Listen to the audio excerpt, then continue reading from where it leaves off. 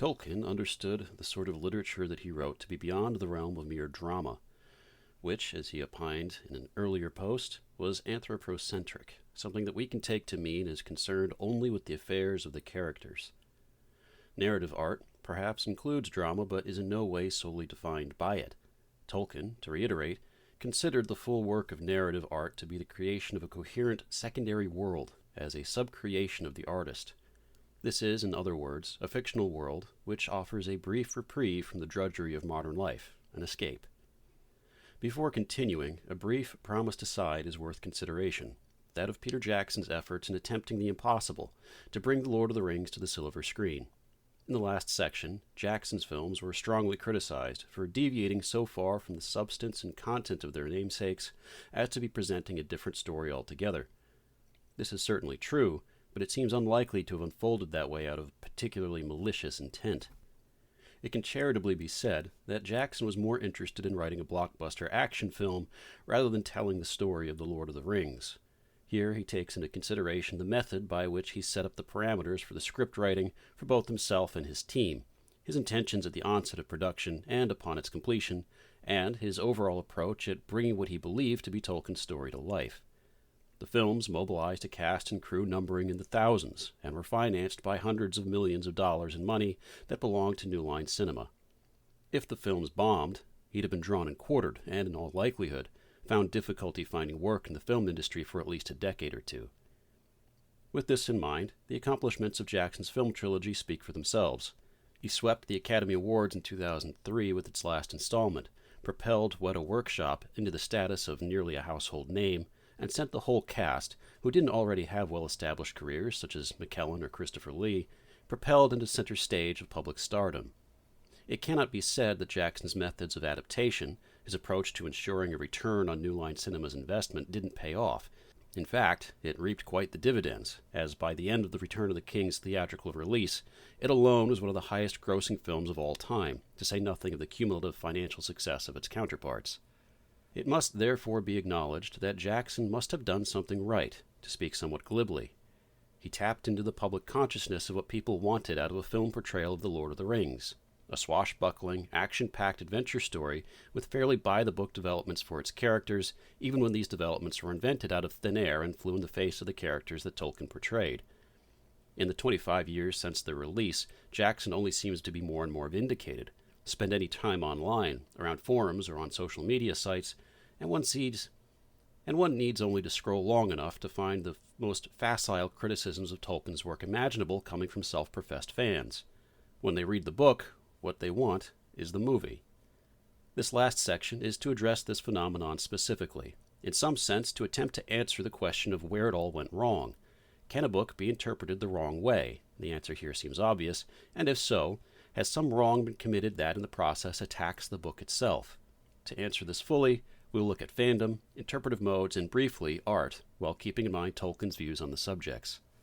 If the creation of a secondary world was all Tolkien was truly interested in, then one might assume that, had he lived long enough, he would have appreciated the eventual development of video games and virtual reality, even if, in his own curmudgeonly fashion, he critiqued or ridiculed the technology required to power them. Tolkien did live at a time of tabletop strategy or war games, though by present standards they would seem remarkably archaic and largely irrelevant to what tabletop role-playing gaming would eventually turn into. It wouldn't be until the year after Tolkien's death that Gary Gygax and Dave Arneson would publish the original Dungeons & Dragons, a tabletop RPG that probably needs no introduction. It should be made clear, however, that the D&D of Gygax and Arneson owed its mechanics to the tactical wargaming tabletop experiences of the times, and although it did include and embrace the elements of role-playing, it would take another 2 decades before the role-play aspect of the game became an end unto itself. This distinction is important to remember. Fewer titles have done more to shape the public consciousness of high fantasy than Dungeons & Dragons, except perhaps Lord of the Rings itself. They are radically different things, however.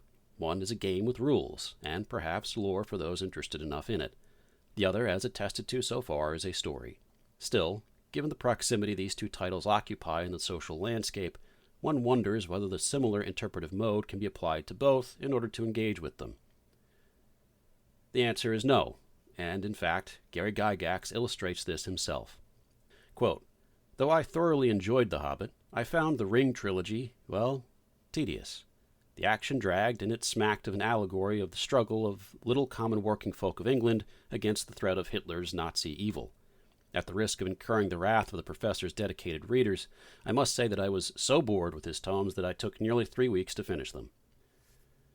That Gygax misreads The Lord of the Rings is hopefully self-evident, given how he characterized it as some sort of class war parable against Nazi Germany.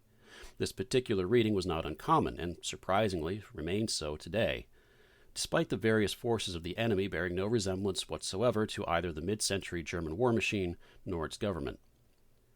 His misreading is deeper than the superficial confusion of context or allegory, however, as his misreading characterizes exactly how the popular culture today attempts to read much of Tolkien's work, and why so little of The Lord of the Rings in popular discourse seems to reflect what the narrative actually is.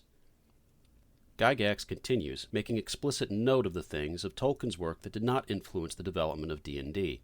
Quote, "Considered in the light of fantasy action-adventure, Tolkien is not dynamic. Gandalf is quite ineffectual, plying a sword at times and casting spells, which are quite low-powered in terms of the D&D game. Obviously, neither he nor his magic had any influence on the games. The professor drops Tom Bombadil, my personal favorite, like the proverbial hot potato. Had he been allowed to enter the action of the books, no fuzzy-footed manling would have been needed to undergo the trials and tribulations of the quest to destroy the ring. Unfortunately, no character of Bombadil's power can enter the games either for the self-same reasons. The wicked Sauron is poorly developed, virtually depersonalized, and at the end blows away in a cloud of evil smoke. Poof! Nothing usable there. The mighty ring is nothing more than a standard ring of invisibility, found in the myths and legends of most cultures, albeit with a nasty curse upon it. No influence here either." Gygax writes that he had nourished his sense of fantasy on the works of Robert E. Howard, L. Sprague de Camp, and Fletcher Pratt, Fritz Leiber, Poul Anderson, A. Merritt, and H.P. Lovecraft, with additional inspirations coming from the likes of Zelzny, Burroughs, Morlock, and Philip Jose Farmer. These authors are much closer to the definers of genre fantasy than Tolkien's comparatively academic efforts are, though several of them obviously draw from a similar, overlapping, or related wellspring of folklore and cultural knowledge. Gygax does not nourish it from any literary background, however, particularly in his interpretive mode. For Gygax, the ring here is little more than a cursed trinket that grants invisibility. Sauron, or Saruman, it's hard to tell, considering that it was the latter who dissolved into a cloud of smoke, should have been destroyed in some great apocalyptic battle, and Gandalf should have stepped up his magic game instead of wave a sword around. This indicates that Gygax was not interested enough in The Lord of the Rings to engage with it on its own terms. He wanted a sword and sorcery high fantasy pulp, and when he didn't get it, he dismissed the entire work out of hand as tedious. Consider now any popular critiques of the book one might hear from a random passerby, either online or in real life. The method should sound pretty familiar. As a brief but related aside, Gygax's legacy would itself undergo a similar transformation.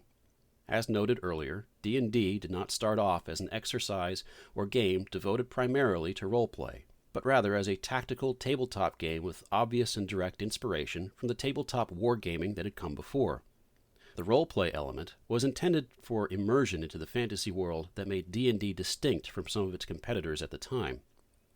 The release of each new edition of D&D resulted in rule sets so different as to be incompatible with one another, the first few offering greater development and elaboration on the existing ethos of a tactical wargame, up until the 90s release of 3.0, where the roleplay element and character creation moved toward becoming an end in and of itself.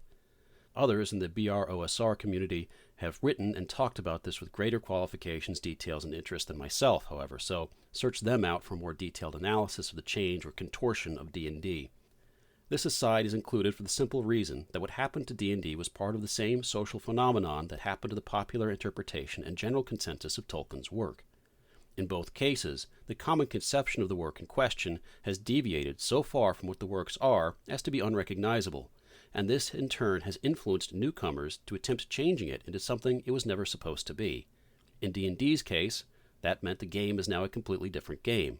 In Tolkien's case, it means that the fans of the work feel free to abuse whatever was sold as intellectual property so that otherwise unrelated studios can make video games, television shows, and branded Denny's breakfast meals. It is by Tolkien's own admission that he had not been nourished by English literature. Rather, his education and interest had lay in the classics, particularly in Homer. The tradition of the English novel, rather recent by his considerations, never interested him. This explains the total absence of any comments, engagements, or interactions with the works of English modernists, whose works remained relevant in literati spheres well into the periods in which Tolkien was most at work in his writing. As he mentions in a letter more than a decade after his book's publication, The Lord of the Rings is not a novel, but an heroic romance, a much older and quite different variety of literature. When placed in context with the themes of Tolkien's work, both in The Lord of the Rings and the broader mythic Arda cycle he strained with throughout his entire career, one can't help but consider his endeavor as something yearning to have belonged to a lost age, a Don Quixote for the war-torn England. Tolkien's own strains of anti-modernism and anti-industrialism pitted him against the land of his birth, as the times, so to speak, sought to catch up to themselves. And this, he viewed, came at the expense of whatever remained of a merry old England. This is why, despite being a novel written in English, there is some merit to be found in protesting its classification as an English novel per se. It lacks all exterior trappings of a timely work concerned with contemporaneous events and attitudes. This is only somewhat superficial, however, as was explored in the previous section. Lord of the Rings does not escape its author so much as it is something of a textual embodiment of him. And a man lives in his times the way a fish lives in water. What is different between Tolkien's work and that of the novelists or of any other literary figures of his day is that Tolkien sought explicitly not to reflect the times in his work. Tolkien expressed his thoughts on the literary tradition very strongly in the same letter that he dismissed the categorization of his work as an English novel. In particular, he stressed his general disdain for efforts of literary criticism or analysis, biographic investigation, or other such tools used in the process of thorough interpretation. Quote, "One of my strongest opinions is that the investigation of an author's biography, or such other glimpses of his personality as can be gleaned by the curious, is an entirely vain and false approach to his works, and especially to a work of narrative art, of which the object aimed at by the author was to be enjoyed as such, to be read with literary pleasure. So that any reader whom the author has, to his great satisfaction, succeeded in pleasing, exciting, engrossing, moving, etc., should, if he wishes others to be similarly pleased, endeavor, in his own words, with only the book itself as his source, to induce them to read it for literary pleasure. When they have read it, some readers will wish to criticize it, and even to analyze it, and if that is their mentality, they are, of course, at liberty to do these things, so long as they have first read it with attention throughout. Not that this attitude of mind has my sympathy, as should be clearly perceived in Volume 1 of page 272 of Gandalf, quote, 'He that breaks a thing to find out what it is has left the path of wisdom.' End quote. One might suggest that this is exactly what this entire piece has been, a use of the author's life in the effort to understand his work. But not quite. The use of his letters and drafts to illuminate the text of The Lord of the Rings has been limited to Tolkien's thoughts on the text itself or otherwise related to it. Only in the use of proving that an author can never be truly independent of a work he's written have a few instances of using his life's experiences to buttress the use of particular devices in his work. Secondly, while it remains this author's opinion that a text can and should speak for itself, that whatever a writer has to say about his particular work should be included within that work and, for the most part, nowhere outside of it, Tolkien himself did not share quite a puristic view on this as other writers have. This being said, as evidenced by the letters that have been cited and indeed by the hundreds of others that weren't, Tolkien's extra-textual commentary on The Lord of the Rings never contradicts, nor even adds to the story that he wrote. He does not make up rules about the world in letters to bystanders, nor does he explain aspects of the plot that aren't at least implicitly grasped by the attentive reader. All of his commentary is done only to verify what he's already included in the work. In addition, Tolkien's criticism of the use of literary analysis and critique, as well as his accusation that the act of analysis somehow breaks or damages the work, seem more than a little misplaced. This letter was written in 1971, however, near the end of his life and almost 2 decades after the initial publication of The Lord of the Rings. In considering his relation between analysis, literary criticism, and the incursion of damage, one can only assume that the harsh words from figures of the literary establishment left him bereft of any interest in further dialogue along such grounds. Worse, being an artist who took such seriousness in the accumulation of details and the formulation of his secondary world, with keen attention to narrative, the common superfluous attempts to draw superficial analogies between his work and the world wars no doubt exacted a great and tedious toll.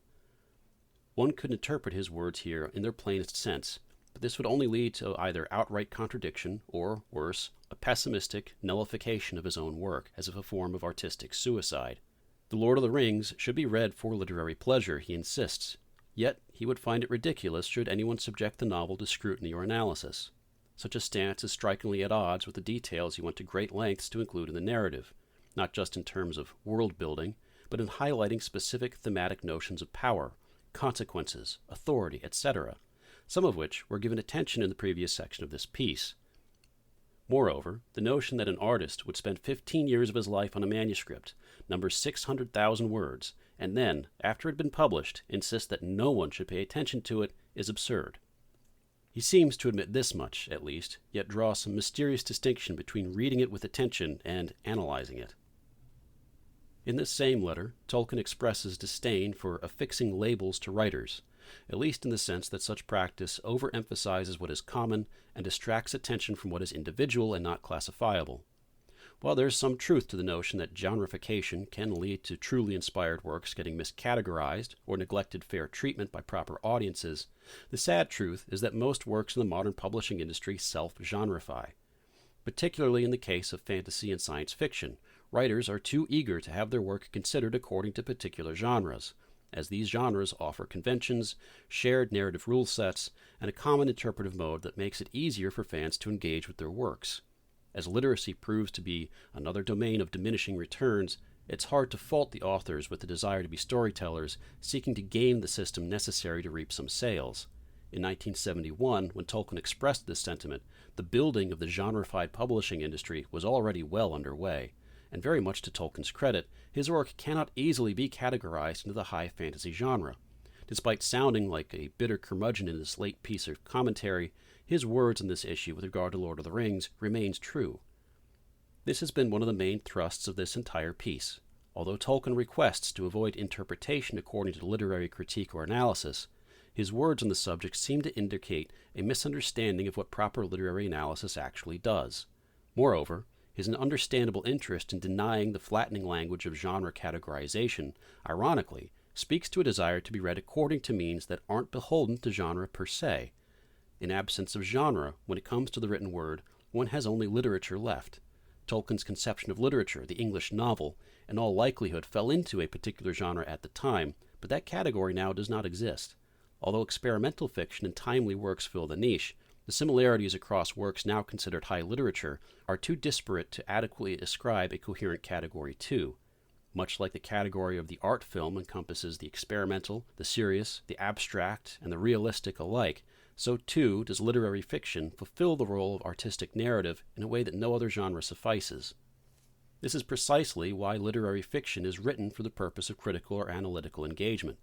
Any serious writer will tend toward imbuing his works with details and themes that require this sort of engagement in order for the work to be best understood. This act is not even necessarily intentional, so much as the result of a master keenly attuned to the practice of his craft and the desire to reflect meaning back into the world. This is not to mean, as Tolkien might have suggested above, that he does so with the intention of specifically attracting the attention of literary critics or to have his work critically analyzed in literary journals. Such an end is just as superfluous as throwing together a manuscript for the pulps in order to cash out on a few dollars now and then. The former's payout is measured in personal satisfaction and bragging rights, rather than the few more numbers on a balance sheet. This talk of genre in the arts returns the topic of this piece to consumer media and interpretive modes. Literature, in whatever loose categorical definitions one might make for it, demands of its audiences an attention to the work itself. It presents, in each work its own way, its own interpretive modes or conventions according to which it should be understood. The reader either consents to this tacit agreement and therefore engages with the work, or he rejects the agreement and attempts to make the work something that it isn't.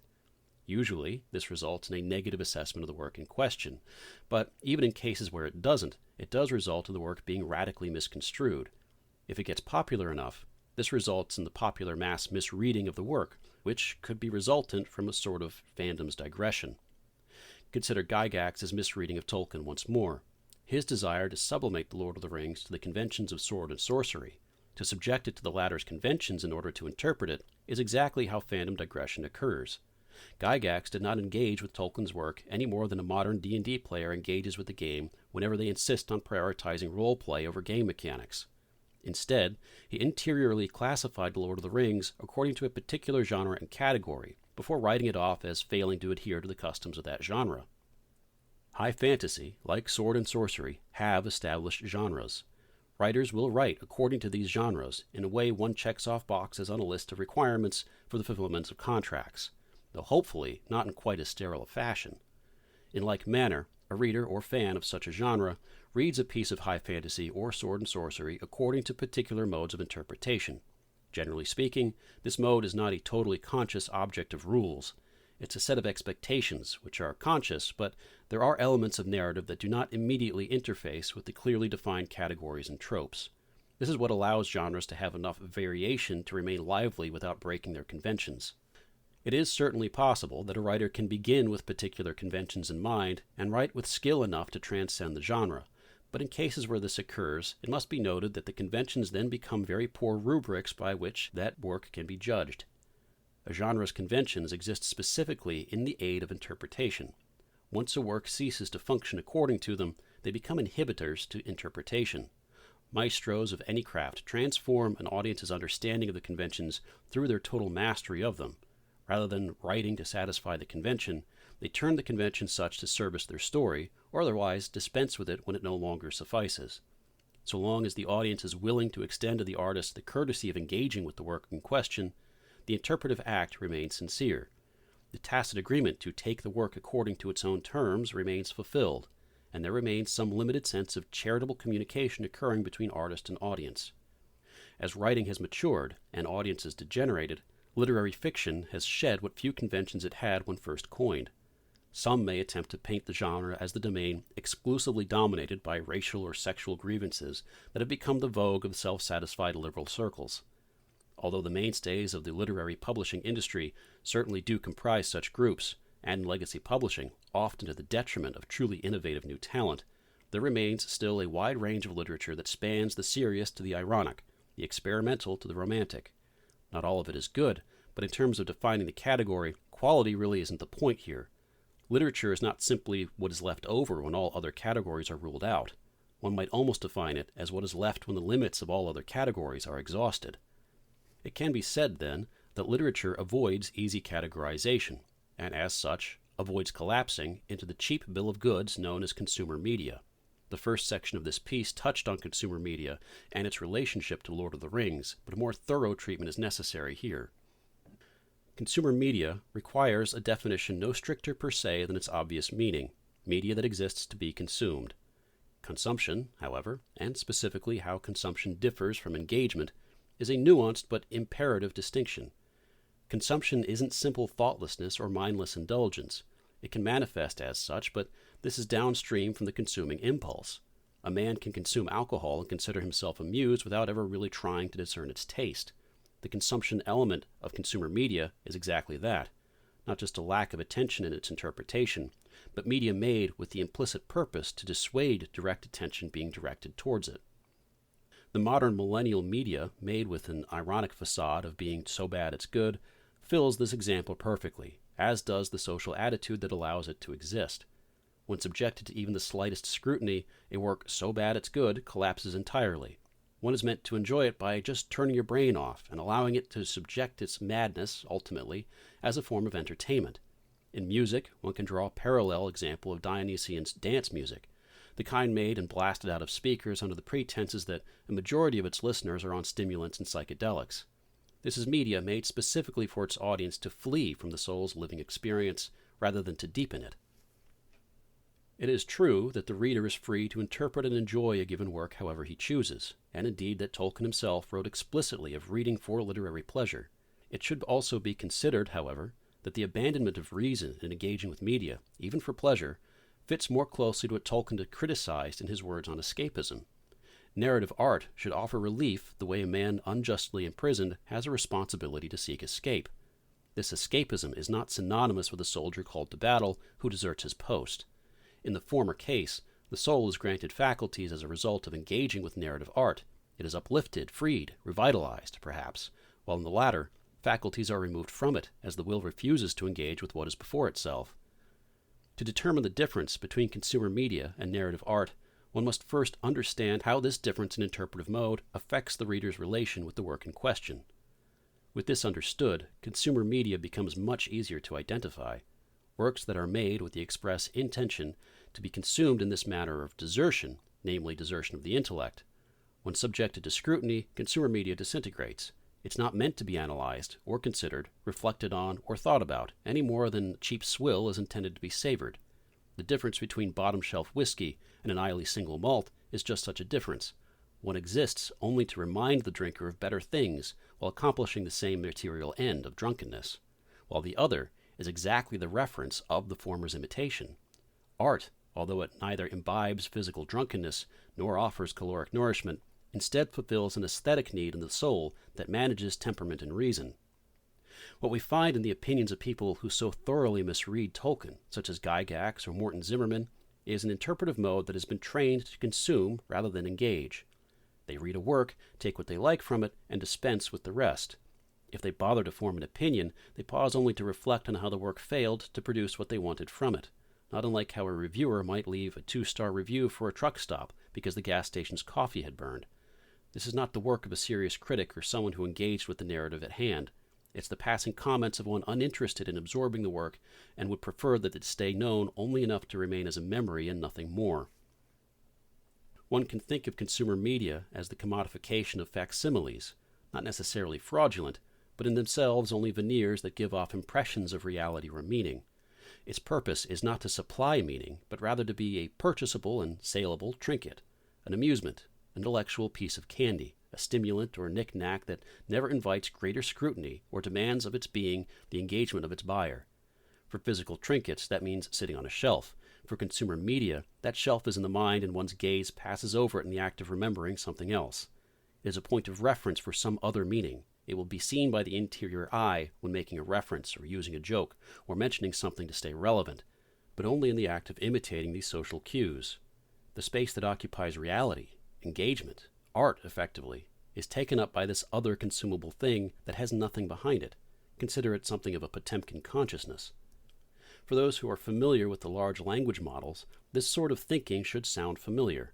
Artificial intelligence operates in much the same fashion, using extraordinarily complex probability networks that are trained according to yes-no inputs and calibrated according to accumulated crawled data.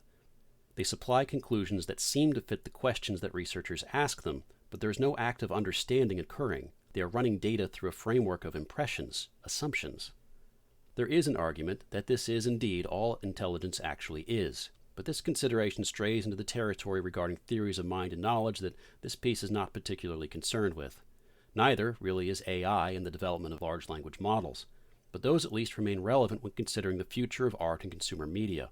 As briefly touched on in the first section of this piece, AI is already capable of producing content online, and soon enough, with only negligible amounts of tweaking and editing, it will confidently be able to write whole books and novel-length works within the next few years. These will not be original pieces per se, and given how the various models of image generation have worked so far, it's not hard to predict that the first AI-generated novels will be rank with plagiarism. But originality here isn't the point. If one is not outfitted with an appropriate interpretive mode, he will be totally helpless to meaningfully distinguish between the superfluously proliferated LLM products and genuine articles.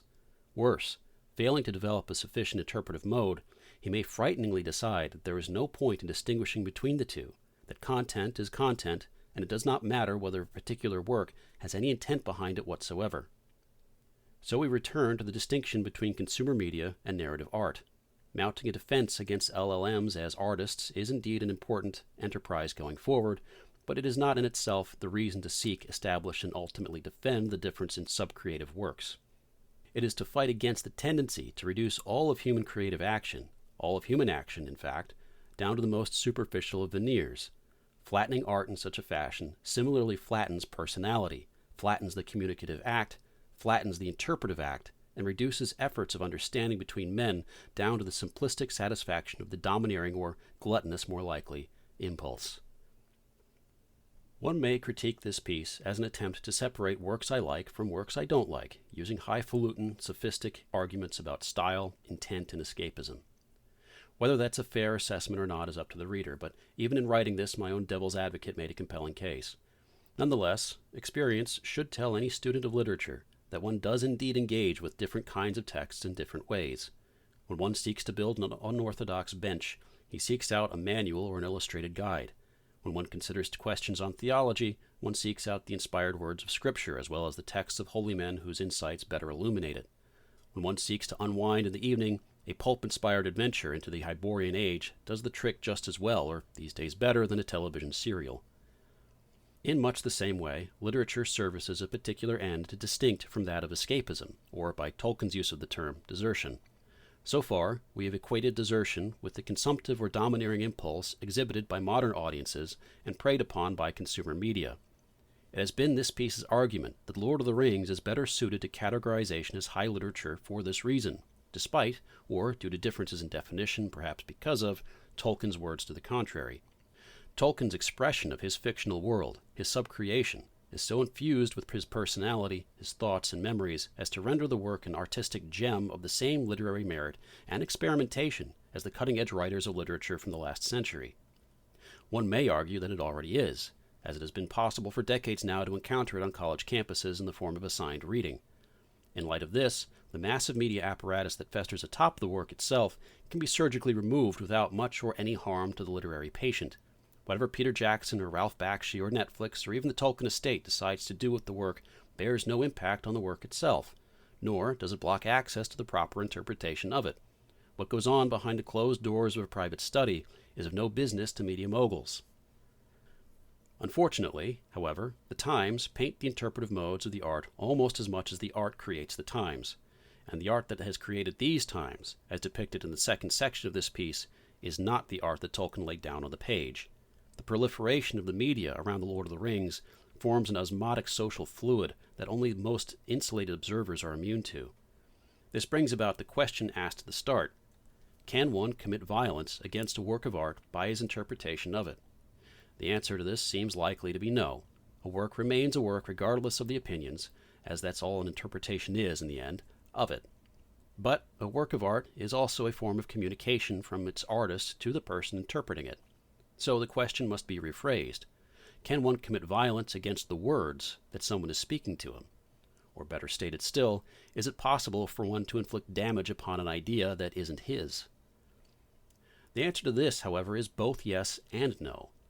If the idea truly isn't his, then no. A work of art is brought into existence as a tangible thing separated from the artist's mind and soul. Words spoken in conversation remain only in the fragmentary and fallible recesses of memory, to be recalled in their perfection only by the recollection of the divine mind. But written words, or those recorded too, endure for so long as their medium remains and those still live to perceive their language. The artist is in the work insofar as it reflects who and what he is. It cannot escape his presence insofar as the artist is found in every stroke of brush or every phrase of word. Where artistic creation, subcreation, uses aesthetics to bridge into the unconscious mind of the artist, whereby his identity is imprinted into his work, it also functions according to organizing principles, such as the form, medium, materials, outline, design, and order, among others, such that it constitutes a communicative act of relation from one person to another. This communication may not be totally literal or totally logical, as it is not a conversation where one party can speak and the other can respond. The artist's work stands without possibility of response. Any response to it is silently reflected back to the person making the response. So then the question must be considered again. Can one commit violence against an idea? In the case of related ideas, an idea from one person comes into the consciousness of another by some vehicle of relation. Here, the vehicle is the artwork. And true, a man's interpretation of a particular piece may not injure the work itself, but it can injure his own idea of that work. A man can very easily injure the part of himself capable of interpreting this or that particular work of art. How he engages with art matters. What he takes with him in the act of interpretation matters, and the field on which this interpretation takes place matters too. Does he seek to connect to the artist, to engage with the artwork as it is, to let himself disappear in the interpretive process, or does he seek instead to exert domination over the work and sublimate it to some selfish end? The purpose of this piece has been first to address and then warn against exactly this impulse. what is often disguised as critique against a work of art too frequently reveals itself as a complaint that the work did not satisfy the consuming impulse. This impulse is incapable of engaging with the work of art because it has only teeth that are directed outward rather than hands or eyes. It is a purely self-interested mode of interpretation that seeks, at root, domination over the artist rather than charitable union.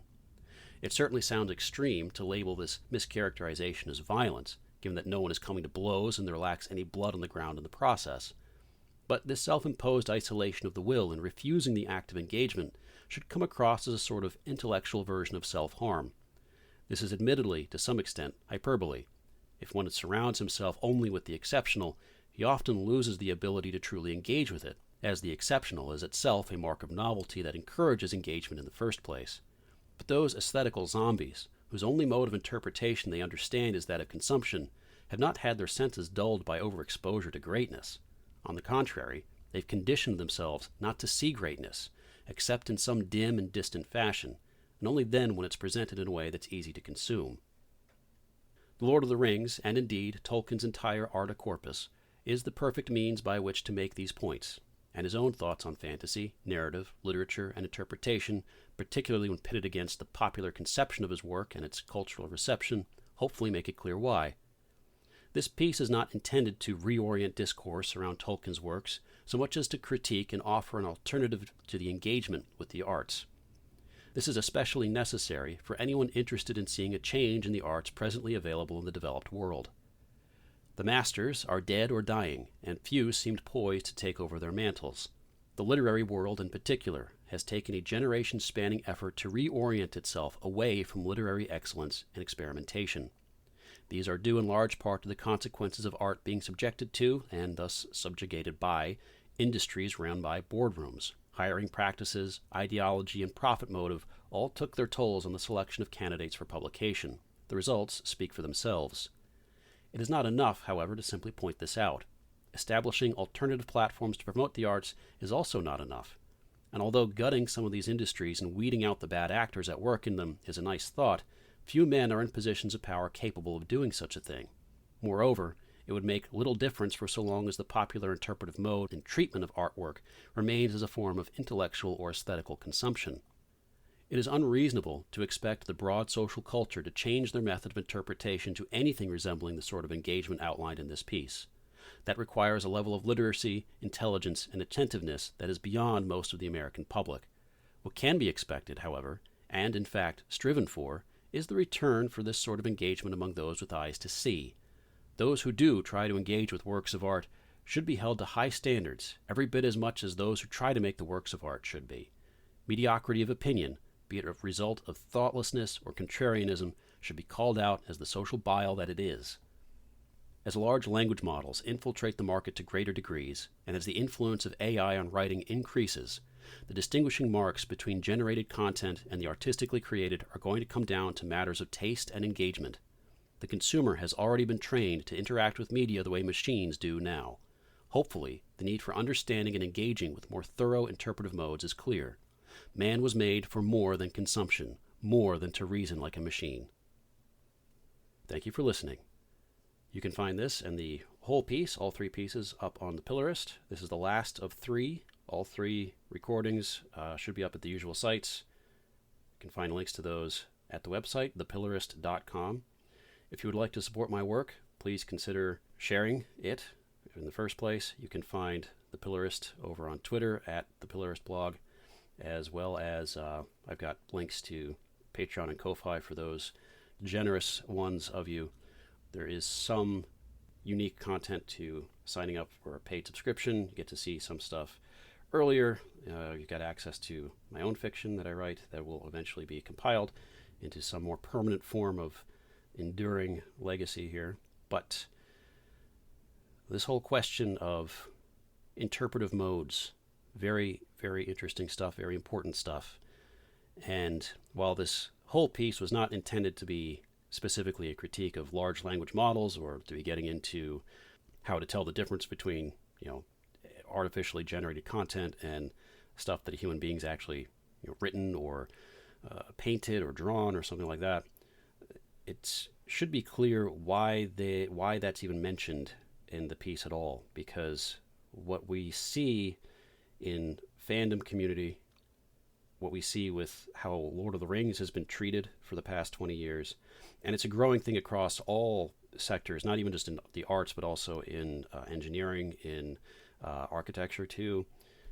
You see people that are more and more and more thinking like machines, and that's not good. That's a bad trend. We should be thinking reasonably and rationally, and we should have methods to our work. We should understand the importance of mathematics and algorithms and things like this, as well as the usefulness of machines. But what we see in terms of like how do we interpret works of art? How do we read a book? How do we get what we're trying? How do we understand what the book is? What's going on in the book or in the story? That kind of thing is having trained generations now, multiple generations of kids, of people, to take what they feel like out of a particular work and just dispense with the rest, like was mentioned in the post. So anyway, a few things to think on. If you listen to me this far, thank you again for listening, and I hope you have a wonderful rest of your week.